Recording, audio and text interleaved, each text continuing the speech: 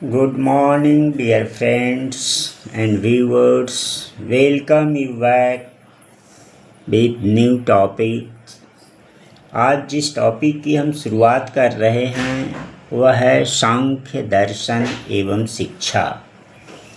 यह education subject के साथ साथ फिलॉसफी, हिस्ट्री जैसे विषयों में सामान्य रूप से उपयोगी होती है। तो जो भी छात्र एजुकेशन, फिलॉसफी और हिस्ट्री से यूजीसी नेट की तैयारी कर रहे हों या CUET PG की तैयारी कर रहे हों, इसके अलावा जो UP higher education service commission अर्थात Uttar Pradesh education service commission के असिस्टेंट प्रोफेसर्स के लिए एजुकेशन पेपर और बीएड के असिस्टेंट प्रोफेसर एग्जामिनेशंस की तैयारी कर रहे हैं, उन सब के लिए सामान्य रूप से उपयोगी होगा। तो दोस्तों, वीडियो को ध्यान से देखिएगा, ध्यान से सुनना है, समझना है, स्क्रीन पर दिए गए तथ्य और फैक्ट्स पे विचार करनी है। यहाँ से ही प्रायः कॉम्पिटिटिव एग्जामिनेशंस में आपको प्रश्न पूछे जाते हैं, तो इसलिए यह वीडियो अति महत्वपूर्ण है, खास करके जो CUET PG और कॉम्पिटिटिव एग्जामिनेशंस की तैयारी कर रहे हैं, साथ ही साथ मास्टर्स एग्जामिनेशंस के लिए जो कंटेंट और फैक्ट्स दिए जाते हैं, जो एजुकेशन, फिलॉसफी और हिस्ट्री सभी विषयों में सामान्य रूप से उनके पाठ्यचर्या और सिलेबस में यह महत्वपूर्ण होता है। तो चलिए दोस्तों, हम शुरू करते हैं। अगर चैनल पे आप नए हैं तो चैनल को सब्सक्राइब कर लीजिएगा, वीडियो को लाइक और शेयर ज़रूर कर दीजिएगा, जिससे आने वाली प्रत्येक वीडियो की नोटिफिकेशन आपको आसानी से मिल जाए और आप अपना बहुमूल्य समय बचाते हुए आप परीक्षा की तैयारी को एक धार दे सकते हैं और परीक्षा की तैयारी को बूस्ट कर सकते हैं। तो सांख्य दर्शन, जैसा कि आपके स्क्रीन पे दिख रहा है, यह भारतीय दर्शन में जो महत्वपूर्ण स्थान रखता है। तो भारतीय दर्शन में सांख्य दर्शन का जो महत्व है वह अति महत्वपूर्ण है। यह दर्शन वेदांत से विपरीत मान्यता रखने वाले दर्शन के रूप में माना जाता है और यह अत्यंत प्राचीन दर्शन के रूप में देखा जाता है। ऐसी मान्यता है कि इस सांख्य दर्शन का वर्णन संस्कृति, श्रुति और पुराणों में मिलती है। इस दर्शन का जो नाम में आप देख रहे हैं वह है सांख्य। इससे स्पष्ट होता है कि दर्शन का जो नामकरण किया गया है वह कहीं न कहीं इसकी जो पृष्ठभूमि है, दर्शन की जो फिलॉसफी है, उससे जुड़ी हुई है। सांख्य से मतलब होता है संख्या, अर्थात इस दर्शन में सांख्य प्रवचन के नाम से या सांख्य दर्शन के नाम से जो जाना जाता है, इसके पीछे मूल तत्व और मूल कारक है कि यह दर्शन संख्या पर विशेष रूप से अर्थात नंबर पे विशेष रूप से बल देता है। जो आगे की चर्चाओं में आप देखेंगे कि इस दर्शन में नंबर का महत्वपूर्ण स्थान होता है, इसीलिए इसका नाम ही दिया गया है सांख्य दर्शन। तो दोस्तों, हम आगे चलते हैं और इस सांख्य दर्शन के कुछ जो संक्षेप में हम इसकी ऐतिहासिक पृष्ठभूमि क्या है, इससे जुड़े हुए फैक्ट्स और तथ्य क्या हैं, उनको देखते हैं। जो आपके स्क्रीन पे दिख रही है कि सांख्य दर्शन का एक संक्षिप्त इतिहास, जिसके अंतर्गत जैसा कि पहले ही मैंने कहा कि इस दर्शन का संबंध संख्या से है, नंबर से है। जो आपके स्क्रीन पे दिख रहा है कि इसमें तत्व की बात की गई है। सांख्य दर्शन में तत्व की चर्चा की गई है, जिसमें 25 तत्व महत्वपूर्ण हैं। आगे की वीडियो में हम इस पे चर्चा करेंगे और जो मुख्य तत्व हैं उसको 2 माना गया है। जो प्रकृति और व्यक्ति के रूप में आएगा वह आगे की चर्चाओं में मिलेगा। तो फैक्चुअल के रूप में कुल तत्वों की संख्या सांख्य में 25, जिसमें मुख्यतः 2 तत्व होंगे, प्रकृति और पुरुष, उसकी चर्चा करेंगे।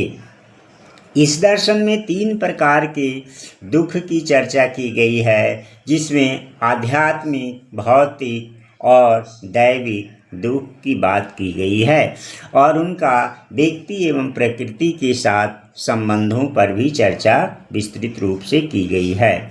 व्यक्ति के 2 स्वरूपों की चर्चा इस दर्शन में पर बल दिया गया है, जिसको अनीश्वरवाद या ईश्वरवाद कहते हैं, जिसको सामान्य रूप से आस्तिक और नास्तिक के रूप में भी समझा जाता है। जो अनीश्वरवाद है उसको एथेसिस्ट कहते हैं और जो ईश्वरवादी हैं उनको थेसिस्ट कहा जाता है।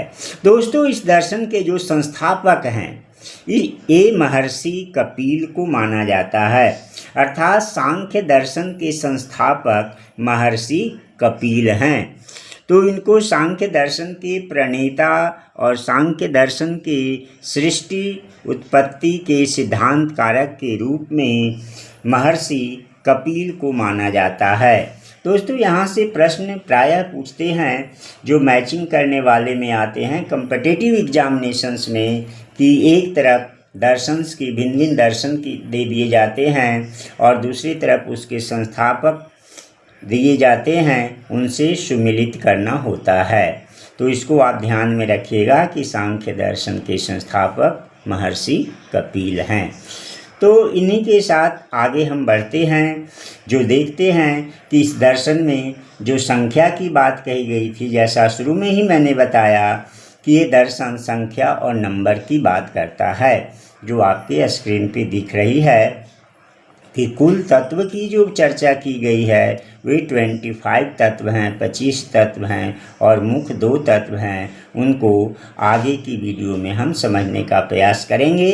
तो स्क्रीन पे एक सरासरी नज़र से देखिएगा, यह अति महत्वपूर्ण है सांख्य दर्शन को समझने के लिए और सांख्य दर्शन से जो परीक्षा में प्रश्न पूछे जाते हैं उनके उत्तर को प्राप्त करने के लिए जो आपके स्क्रीन पे दिख रही है एक विस्तृत लिस्ट के रूप में जो सभी नंबर्स को डिनोट करता है। जैसा कि आपको आरंभ में ही मैंने बताया कि सांख्य दर्शन में 2 अति महत्वपूर्ण तत्व के रूप में देखे जाते हैं, एक है प्रकृति तत्व और दूसरा है पुरुष तत्व। जो आपके स्क्रीन पे दिख रहा है, यहाँ लेफ्ट साइड में प्रकृति तत्व और इस जो राइट साइड में पुरुष तत्व देख रहे हैं, उसके साथ ही साथ पुरुषार्थ है, मन है, अहंकार है। इनके अलावे जो आपकी स्क्रीन पे दिख रहा है कर्मेंद्रियाँ, ज्ञानेंद्रियाँ, पंच तन्मात्राएँ और पंच महाभूत, इसके अंतर्गत जो आप यहाँ पर 20 देख रहे हैं तत्व, इन तत्वों को अगर हम इनसे मिला दें तो यह टोटल 25 तत्व हो जाते हैं, जिनकी चर्चा सांख्य दर्शन में की गई है। अर्थात कर्म इंद्रियों में वाक, पानी, पाद, वायु उपस्थ है और जो ज्ञानेंद्रियां हैं, ज्ञानेंद्रियां में श्रोत, तत्व, चक्षु, रसना, घ्राण, पंच तन्मात्राएं में शब्द, स्पर्श, रूप, रस, गंध और जो पंच महाभूत होते हैं, जो आकाश, वायु, अग्नि, जल, पृथ्वी के रूप में सांख्य दर्शन में चर्चा की गई है, जो पंच महाभूत के नाम से भी जाने जाते हैं। दोस्तों, यहाँ पर परीक्षा में जो प्रश्न पूछे जाते हैं वह आपको यह दे दिया जाएगा कि इनमें से कौन पंच तन्मात्राएं में आती है, कौन पंच महाभूत हैं। ज्ञानेंद्रियों का विस्तृत पूछा जाता है।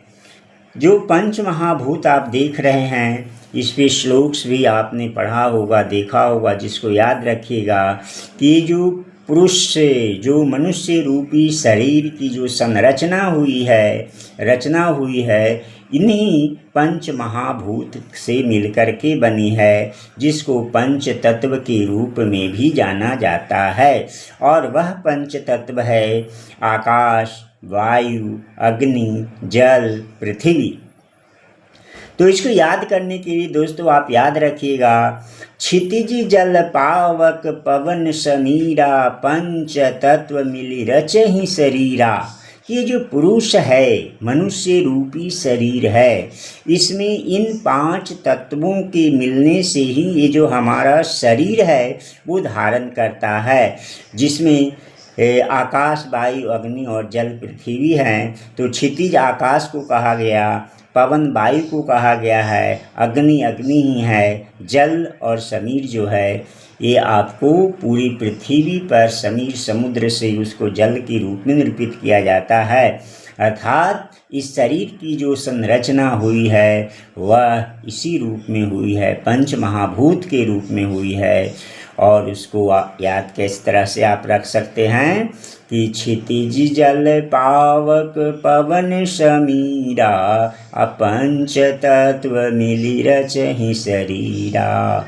तो ये जो शरीर की रचना हुई है, संरचना हुई है, वो इन पंच महाभूतों के मिलने से हुई है। और जिससे प्रकृति और पुरुष का जो संबंध यहाँ पर स्थापित होता है, जो सांख्य दर्शन में 2 मूल तत्व हैं। तो सांख्य दर्शन के प्रवर्तक प्रणेता मानते हैं कि पुरुष के माध्यम से प्रकृति में, कि पुरुष और प्रकृति के माध्यम से जो सम्मिलन होता है, तो पुरुष के माध्यम से प्रकृति में जो विकार उत्पन्न होते हैं उसमें से महत्व है, अहंकार है। और इन अहंकार से ही पंच तन मात्राएं निकलती है, जो गंध, रस, रूप, स्पर्श और शब्द के रूप में देखा गया है। और 11 इंद्रियां, उन 11 इंद्रियों में से कर्म इंद्रियां और ज्ञान इंद्रियों को सम्मिलित किया गया है। और इसमें जो 5 ज्ञान इंद्रियां हैं, कर्म इंद्रियां हैं 5 और मन, इन सबको मिला करके इस तन मात्राओं की उत्पत्ति होती है। और 5 तन मात्राओं में कर्मशः महाभूत जिनको कहा जाता है वो पृथ्वी, जल, वायु आपके स्क्रीन पे दिख रहे हैं। तो इस प्रकार से जो सांख्य दर्शन है, सांख्य दर्शन में प्रकृति, पुरुष, महत्व, अहंकार, पंच तन मात्राओं, इन सबको मिलाकर अगर देखा जाए तो ये 25 तत्व के रूप में सामने आते हैं। इसीलिए ये कहा जाता है कि जो सांख्य दर्शन है मूल रूप से 25 तत्वों का एक सम्मिश्रण है और मिलन है।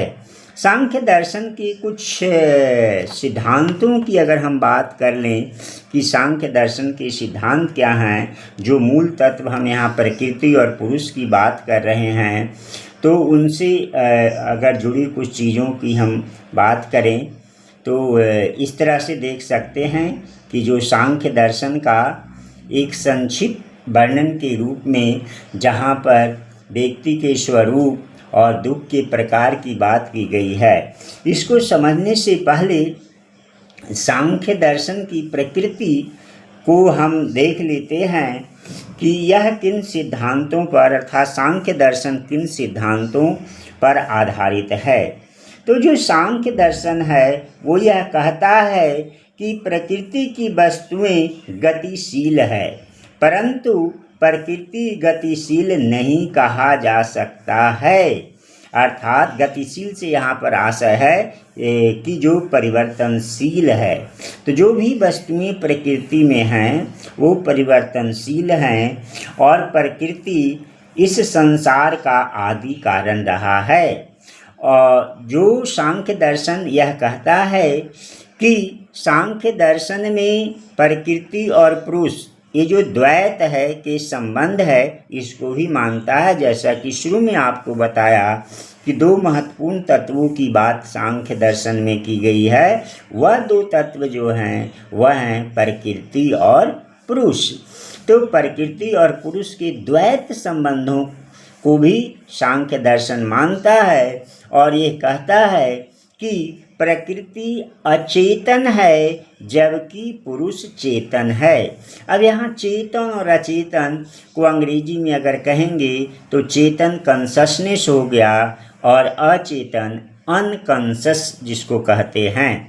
तो चेतन जिसमें मन, मस्तिष्क और चेतना का, तर्क का, बुद्धि का प्रयोग किया जाता है, जिसको सामान्य रूप से में कहें कि होशो हवास में जो कार्य किए जाते हैं वह चेतन है, और अचेतन जो सामान्य रूप से, प्राकृतिक रूप से, नेचुरल रूप में जो किए जाते हैं वो अचेतन है।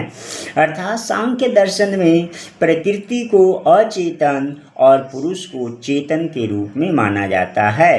अर्थात प्रकृति दृश्य है जबकि पुरुष दृष्टा है, कि जो यहाँ पर पुरुष है वो दृष्टा है, प्रकृति दृष्ट है। सांख्य दर्शन के जो प्रवर्तक और समर्थक रहे हैं उनका यह भी मानना है कि प्रकृति न तो प्रकृति पुरुष को उत्पन्न कर सकता है और तथा न पुरुष प्रकृति को उत्पन्न करता है।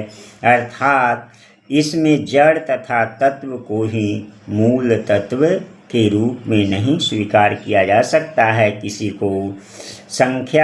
जो यह सांख्य दर्शन है इसमें 3 गुणों को भी सम्मिलित किया जाता है, जिसको आप स्क्रीन पे देख रहे हैं। 3 दुख के रूप में यह पुरुष के रूपी मानव शरीर के दुख के रूप में बताई गई है, जिनको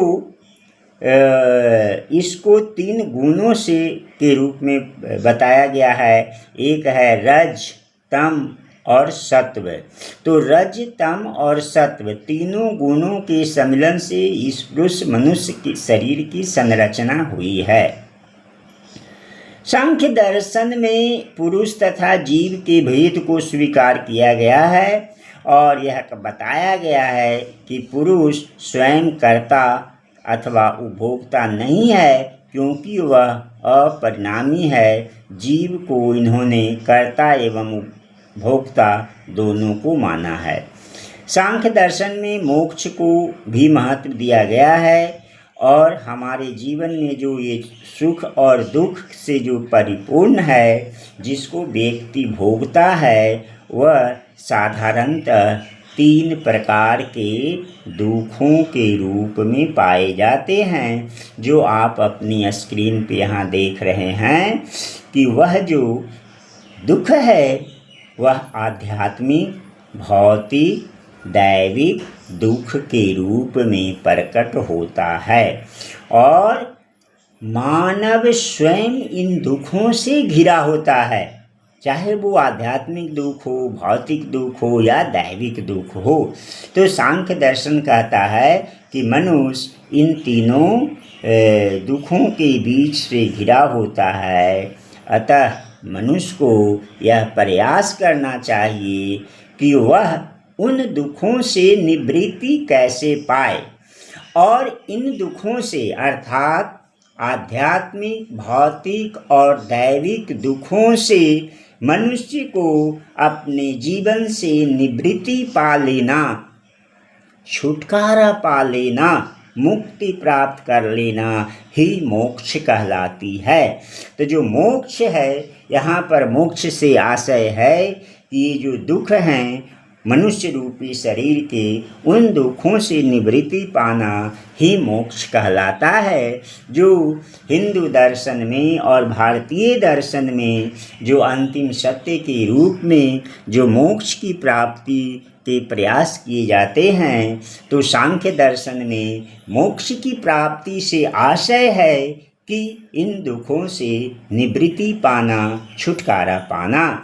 साथ ही साथ जिन पुरुषार्थ की चर्चा की जाती है, पुरुषार्थ आपने पहले भी पढ़ा होगा कहीं, अगर नहीं पढ़े हैं तो जान लीजिए कि पुरुषार्थ 4 प्रकार के होते हैं, जिसको धर्म, अर्थ, काम, मोक्ष के रूप में जाना जाता है। और मोक्ष ही जीवन की सत्यता है, अर्थात मोक्ष परम पुरुषार्थ है, क्योंकि यह सत्य है। तो सांख्य दर्शन के अनुसार मोक्ष को सत्य माना गया है। और मोक्ष की प्राप्ति से पहले जो चारों पुरुषार्थ हैं, धर्म, अर्थ, काम और मोक्ष, अगर धर्म, अर्थ और काम से होते हुए मोक्ष की प्राप्ति होती है, जो पुरुषार्थ के रूप में जाने जाते हैं।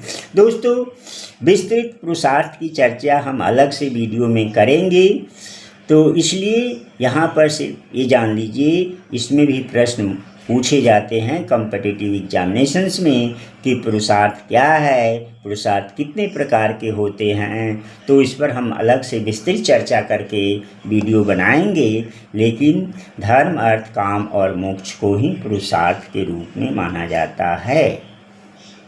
आगे सांख्य दर्शन जो यहाँ व्यक्ति के रूप की बात कर रहा है, कि सांख्य दर्शन में व्यक्ति के रूप की जो बात कर रहा है, वह व्यक्ति के दो रूपों की चर्चा की गई है, और वह है अनीश्वरवाद और ईश्वरवाद। इसको अगर अंग्रेजी में कहें तो अनीश्वरवाद एथेसिस्ट है, अनीश्वरवाद एथेसिस्ट है, और ईश्वरवाद जो है थेसिस्ट है। तो सांख्य दर्शन में जो कुछ ऐसे समर्थक हैं जो ईश्वर के अस्तित्व का विरोध करते हैं, यद्यपि वे वेदों की सत्ता पर विश्वास करते हैं। कुछ ऐसे हैं जो ईश्वर को नहीं मानते हैं, और वे ऐसा मानते हैं कि एक संसार को समझने हेतु ईश्वर से अधिक प्रकृति एवं पुरुष का ज्ञान आवश्यक है। अतः इस तरह की दो संकल्पना सांख्य दर्शन में व्यक्ति के स्वरूपों के संदर्भ में कहा जाता है कि ईश्वरवादी और अनीश्वरवादी के रूप में देखे जाते हैं।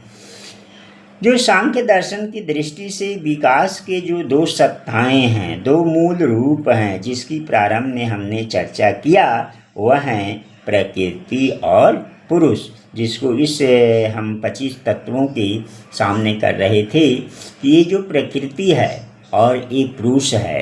तो प्रकृति और पुरुष क्या है, ये सांख्य दर्शन में की जो सृष्टि हुई है, इस विकास की मूलतः दो सत्ताएं हैं।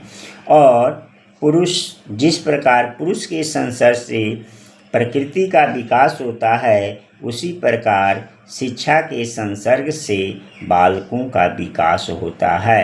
तो यहाँ जो हम सांख्य दर्शन में शिक्षा की जो बात कर रहे थे कि सांख्य दर्शन और शिक्षा क्या है, यहाँ सीख लेने वाली बात क्या है, तो इसमें महत्वपूर्ण बात ये कहा गया है कि जो शिक्षा का मुख्य उद्देश्य है, वो बालक का शारीरिक, मानसिक, चारित्रिक विकास करना। इस शिक्षा के मूल उद्देश्य लगभग सभी दर्शन में रहे हैं।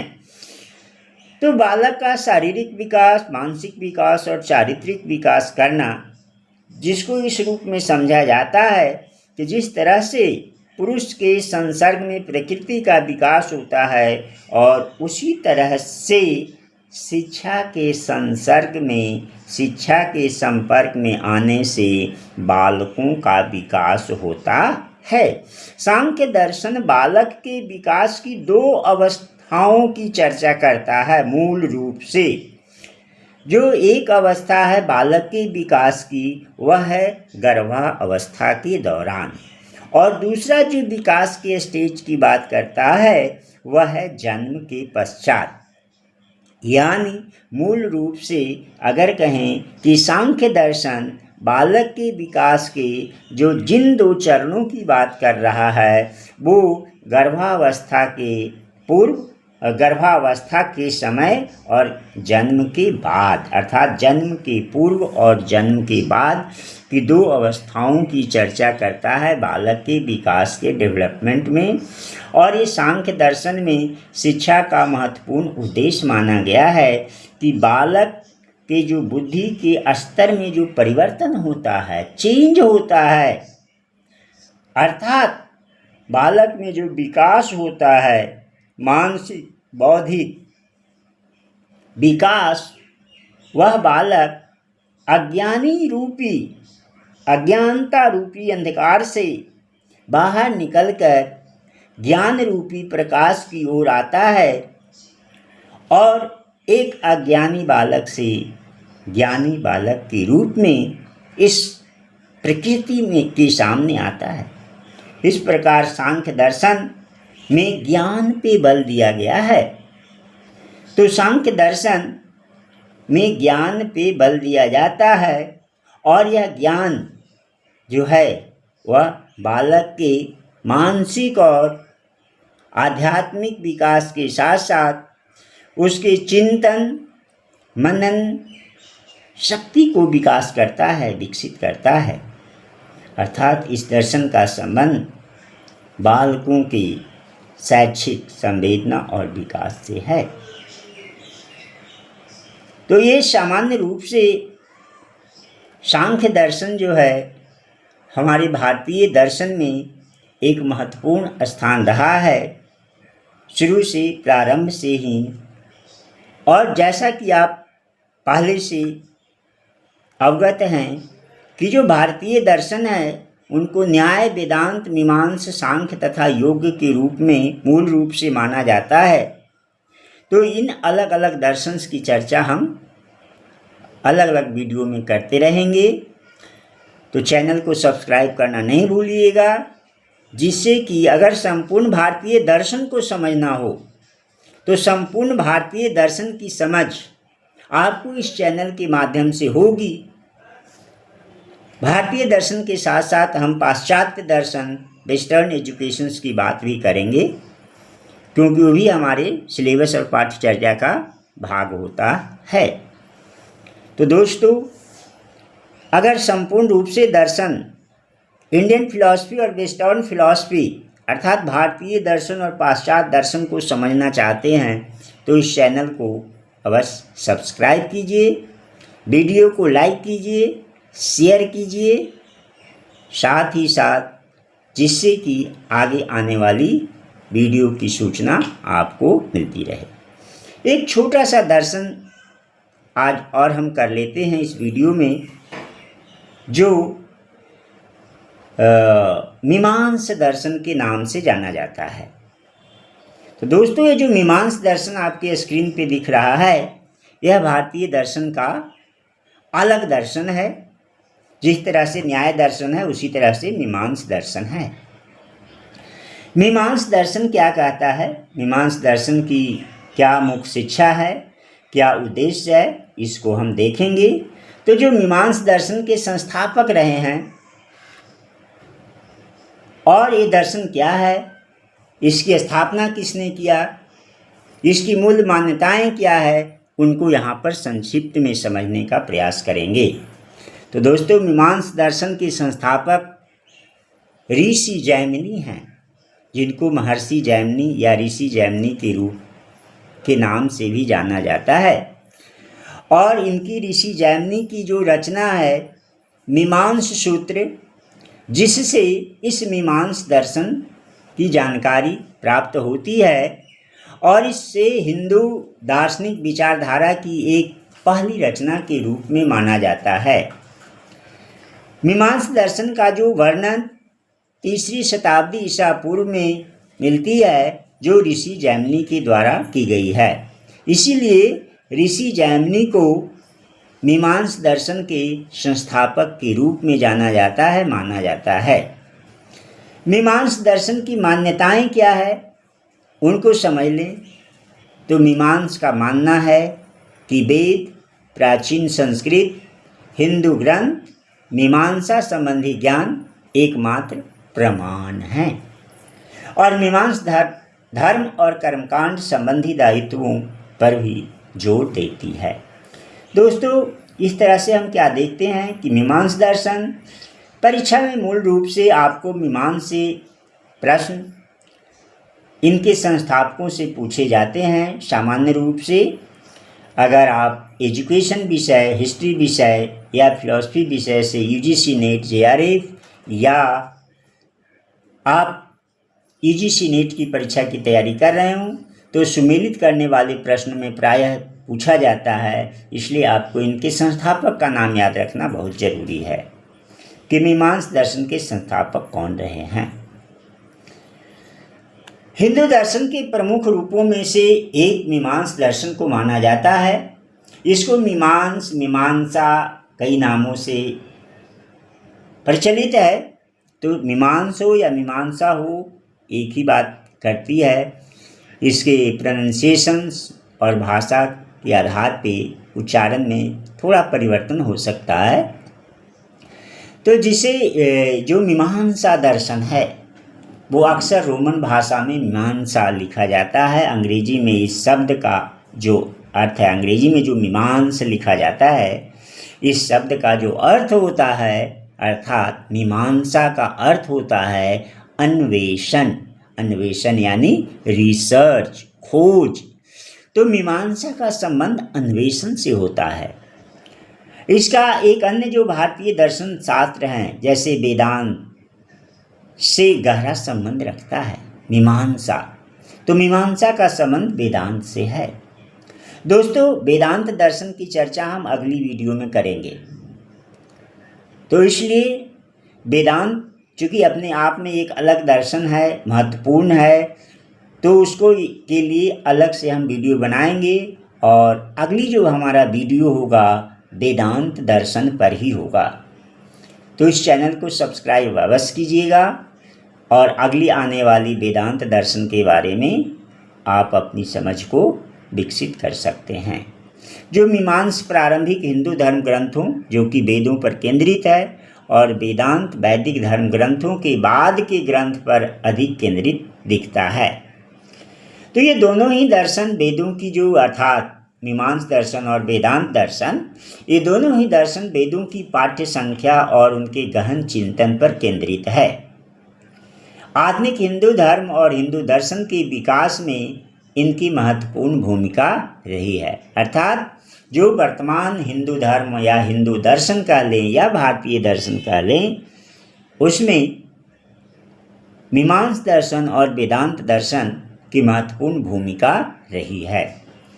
विस्तृत रूप से वेदांत दर्शन की चर्चा हम अगली आने वाली वीडियो में करेंगे। तो दोस्तों, इन्हीं बिंदुओं के साथ आज की वीडियो को हम विराम देते हैं। नमस्कार, जय हिंद, जय भारत। चैनल को सब्सक्राइब अवश्य कीजिए, वीडियो को लाइक कीजिए, शेयर कीजिए। धन्यवाद।